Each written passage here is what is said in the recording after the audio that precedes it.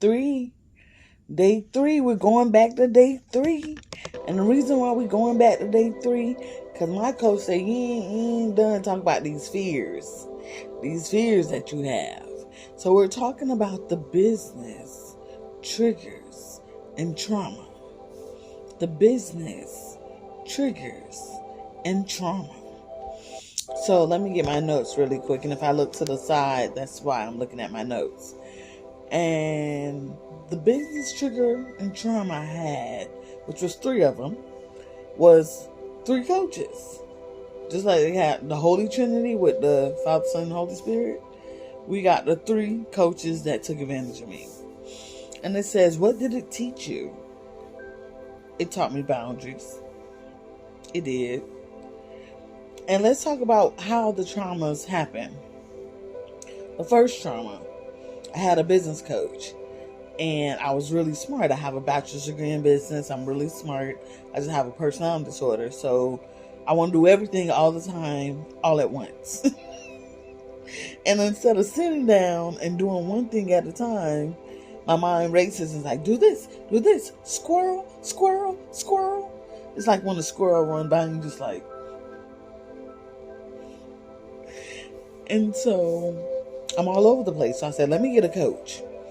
So a coach is a person that gives you the guidance and directions. They don't do it for you. They don't get in there with you. They play just like a football coach. They stand on the sideline and they tell you what you do. And a coaching is good because as a certified life coach, what's good about it is you see the broad picture and you know where they're trying to go and you know how to get there. And you give them the steps needed to get where they need to go. So coaches are very beneficial because I'm a certified life-changing coach. Put some respect on my name. So that's that, what a coach is. So what happened was I needed a consultant. I needed someone to come into my business, tell me what I was doing wrong, fix it, and then go on their merry way. And every once in a while, I'll come do maintenance on my business and say, okay, did you do this, this, and this? Check. Did you do this, this, and this? Check. This, and this is due.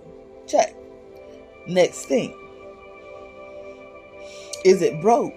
What are we missing? Where's there leakages or places where money is disappearing slowly, like a subscription or manual labor that's not flipping or changing from cost to profit with a markup or benefits or money that you're making. These are business terms that I learned in business. So back to the coach. I could teach her some things because I'm really smart. But she taught me one thing that really touched me. And it talks about planning. When I prioritize, because I do a lot, I just don't do it in order. And I have these plans, I never put nothing out there. Like, I have all these programs and plans and thoughts and ideas, and they look pretty on paper, and I'm color coding it, and I'm coming up with my SMART goals, specific, measurable, attainable, realistic, and timely, and I'm putting everything together, and then I get scared. It's time to launch. Well, let me think about it. Let me do some more research. I've been researching for years and years. Have all these extravagant plans and scared to execute because I was scared of success, not failure. And moving on, continuing from that, business coach number 2. What he did, it was a coaching program, and a person called me and they were going to coach me. And I'm telling him what to do. I'm telling him the game and how to flip the money and this don't make sense. And he was like, you should save 10%. I'm like, no, that don't make sense. And he was like, what you mean it don't make sense? So I get $3 for every $100 because I saved 3% with a high yield savings account. But I got to pay 12% for my credit card. So that's like a 9% savings by just paying my credit card. And if I need money, I have a credit limit that's not used. And I said, if you give me a return on my investment, you're giving me an 8% change in a money market plan. And 8% could be cut out and put automatically to 12% if I pay my credit card. So it doesn't make sense for me to invest in your money management program. He was like, that makes sense. He said, you need to be a coach. And I was like, He said, it was a $6,000 program. I paid half up front. And he telling me I'm teaching him more than he could ever learn. He didn't know. And I'm like, it don't make sense. They're training you to keep you poor because they use your money. That's 3% that they're giving you, and you think they're doing a good job by giving you 3%, $3 on every $100 that you give them. And then they're making 16 plus percent. So they're making 12% off your same money. That's why when you give the bank money, they need 3 to 5 days because they need to get the money from somebody who saved the money and use your money to make money. And I was like, I'm not going to pay this other $3,000 if he's just going to tell me that I'm telling him what to do. And I know more than he do. Because I need to go to the next level. He was like, well, I can teach you about systems. I don't like emails. I get anxiety. There's thousands of emails I get every day. People trying to contact me and help me and do business. And some people are teaching me about coaching because I'm a certified life coach. Some people are teaching me about authoring because I'm an author. Some people are teaching me about veteran stuff, like I'm a wounded warrior. I'm a recipient of a presidential award.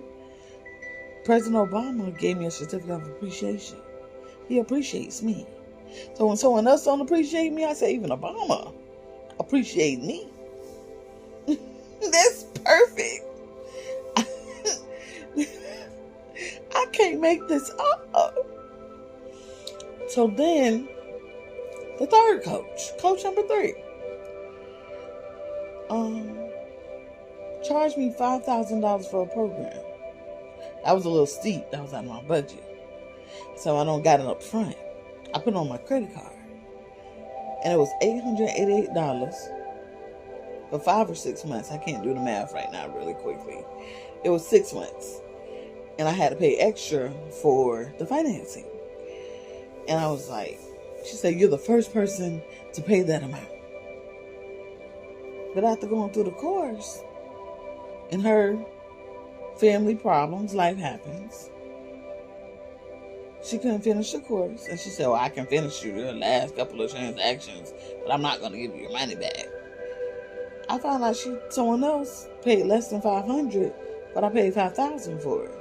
And I didn't think it was fair that I'm paying you thousands and they're paying you barely hundreds. One person made about $1,000 a month. So I know she didn't pay $5,000. And the way they looked at me like, $5,000? And I'm looking like, so everybody didn't get the same price? Your price is not my price, is their prices. We not equals? Oh, you a veteran. So you're going to take advantage of me because I'm a veteran. But that ain't right. And my friend said, where you get the money from? I said, I put it on my credit card. And then I had to pay my credit card. $5,000 for somebody.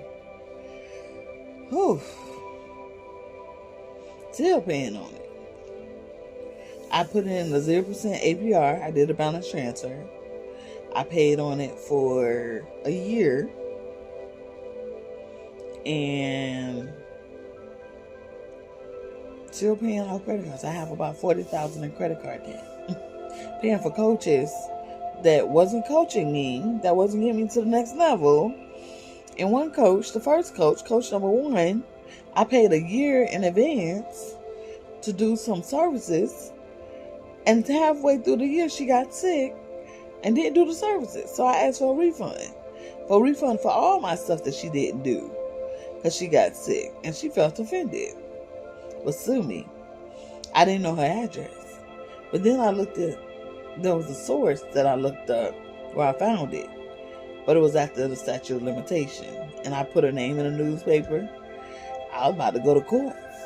We about to go. She's like, well, she knew documentation. She was a mental health coordinator. So she said all of my personal business. And she was like, well, I got HIPAA. And she violated HIPAA. And I felt some type of way.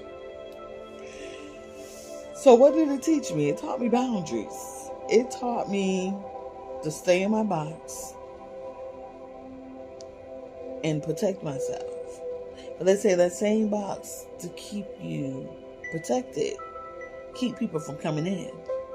So my new coach, who's been pouring into me, and I've been making money and flipping investments and making strides and actually monetizing what she's learning and teaching me stuff I don't know, questions instead of answers.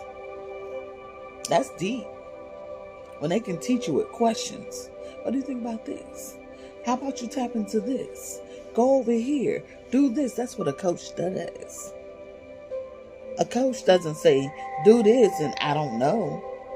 Well, you don't know, let's find out. Let's ask questions. Let's get in there. Let's get deeper. And that's what I need to do. And my weaknesses are communication, because ambiguity. I have a disorder where I was raised by my mom and my dad. My mom's independent alpha female. My dad is a group alpha female. So that's what that does. That's what that does for me. I'm both at the same time. But God said don't be double-minded, which I'm just used to doing this and that. Because with my mom, I had to do it her way. With my dad, I had to do it his way. They live in separate houses. I had to do it both ways. Because if I did what my dad did at my mom's house, she would look at me crazy. If I did what I did at my mom's house at my dad's house, he would look at me crazy. My mom, I stay up to 12 o'clock because she ain't come home. And then we eat breakfast and we talk and we do homework because we're students. She became a doctor. I've been to school longer than her, but I'm not a doctor. But I am a radio host because I got a story to tell. And my dad, he wake up at 5 o'clock. He ain't gonna stay up 12 o'clock because he got to wake up at 5 o'clock. They're looking at me crazy. They both looking at me crazy. And I'm just adapting. And then my personality split because of trauma. And these business coaches gave me trauma, which reminded me of trying to be making someone happy when I'm the one that's not happy. That's deep. Trying to make someone happy when I'm the one that's not happy. Deep, deep, deep. And what happened furthermore, communication. Talking to myself and saying, are we at my mama's house or my dad's house? Do we do it this way or that way? Do we do it part A or part B? There's no part A here. There's no part B there. It's not A and B. And you can't mix it. Mind the probability. Where is it this or that or this and that? Is it both of them or one or the other? Clarity. I was taught in parable, just like the Bible. So if you don't believe in the Bible, you don't understand my parable. And consistency. Being on sleep medicine makes me tired. At 12 o'clock in the afternoon, I'm done. I wake up at midnight. It's midnight right now. I put the camera the wrong way. Because it's time for me to wake up. I haven't had my coffee. I just started recording. But I want to be transparent with you. I have fears. There's deep, dark issues. I've done things. I've seen things. And as we come to a close,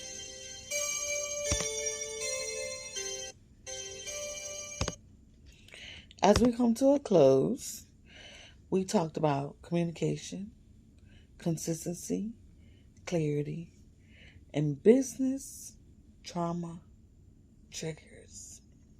Bye, guys. Part 3 to a close. It's a wrap.